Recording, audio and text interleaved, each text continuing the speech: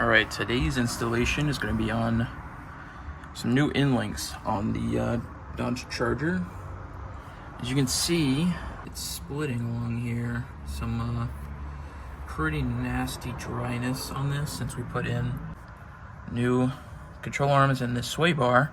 These were already on their way out, I think, and the new sway bar was just the final nail in the coffin for them. Currently, the car is making a really loud clunking sound. Not nearly as bad in the front. This makes a constant creaking sound, I swear. At any low speeds, it's pretty bad. And then in reverse on uneven terrain, I mean, it just sounds terrible. I just got to this point and I'm ready to get it out, so.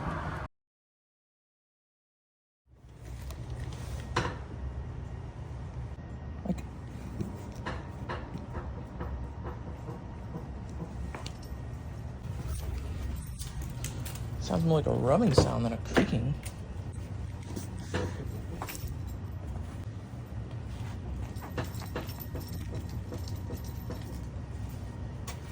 If you know, you know. If you have the sound happening, you'll know. It is terrible. We've got the BMR new ones here. You can see they are not bushings. They have a, whatever you call that, just like the control arm here.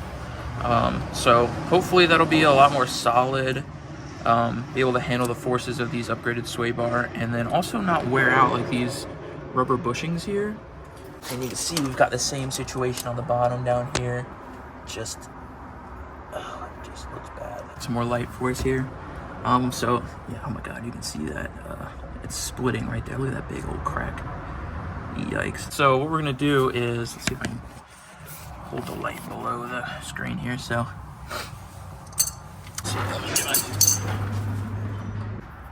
this outside one is gonna be a 15 and the inside one's gonna be a 16. If you have two different of these, I don't have a 16, so I just got my adjustable wrench here. It works fine. We're just gonna take this bolt out and crack it loose. Once you got it like that, took a little bit of force, so let's see if we can keep this going. And it's honestly not that tight. I didn't put it back on. You don't need to put it back on very tight. Get that bolt on out, and then we can go ahead and pull this out. And I'll just throw that there. They give us some new hardware, so you won't be needing it, but down here, the inside one will be your 15 here. The outside is a 16. This one's gonna be a little tighter, especially because I didn't escalate it all. So as you can see, that is a pretty substantial difference in quality and size. I mean, what is this doing compared to this? Yeah, you can see what is that doing? That is a skinny piece of crap, and that is a full bar. A little bit of a closer look at the entire bushing here. Yeah, that's pretty shot.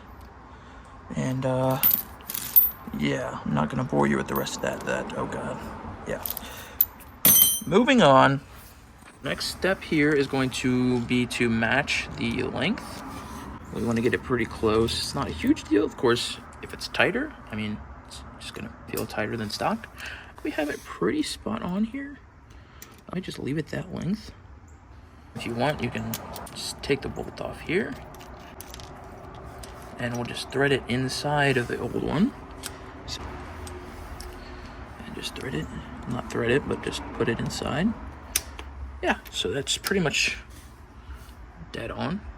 Good to go. Good to install. Got it in our new one. Just need to tighten it up. But so as for orientation, you'll want to make sure you have the short bolt and the small bushing on the top. It'll go like this, with the Allen key on the outside of the car and the bolt on the inside. And then the on the bottom, you'll have it with the longer bolt and the bushing with this little lip thing here, I guess. You'll have it so the bolt is on the outside of the car, Allen key is on the inside. And once you've got it to length, like I showed you before, you'll just take either 2 3/4 wrenches, I believe is what they had, or 2 of these like I did. And you'll get it to length and you'll tighten this down and you'll hold on the black part with the other, tighten that one down, and then switch this monkey wrench to here and tighten this side down, and that'll set it to length and it won't be able to adjust anymore. And then you'll need an 8mm Allen key for this, and then it's just a 15 on this again, and just tighten it down to not too tight. It doesn't have a torque spec. So here's how everything looks tightened up.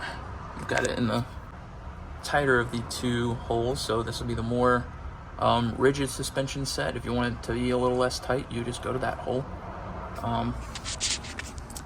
So there's the other one all done. See, this is the orientation you want to have it in, with the pushing up against here. See, it looks really good, and it's very, very solid. So hopefully that should stop our noise and tighten things up a lot more. Clearly, these old Johnnies were no longer doing their job. So these will probably go into the scrap heap. Boink. The other side should be exactly the same, except it's on the passenger side. Really liking this look here. Looks a lot more professional back here, and should give us a lot more adjustability now if we ever want to tighten things up or loosen things up, anything like that. The following Thursday. Okay, finally time for the front end links here. Bam, that's beefy. So we haven't done that one yet.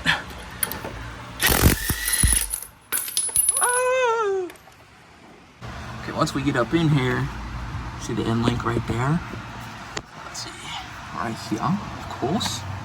So this one's a little bit easier in that you don't have to hold the other end. You just do this end, and then down here, a little bit beefier than the back, but yeah, this is gonna be a lot more of a solid option for us. Looks like all our other bushings are pretty good back here. Or up here, I should say now. Oh! Dumbass mechanic, bro. That's why I do all my shit myself now, bro. Brake fluid flushed because I had no time and it was really needed to get done, and this dude, yeah, fuck that guy. So, like I said, we're gonna just use the bolt over here.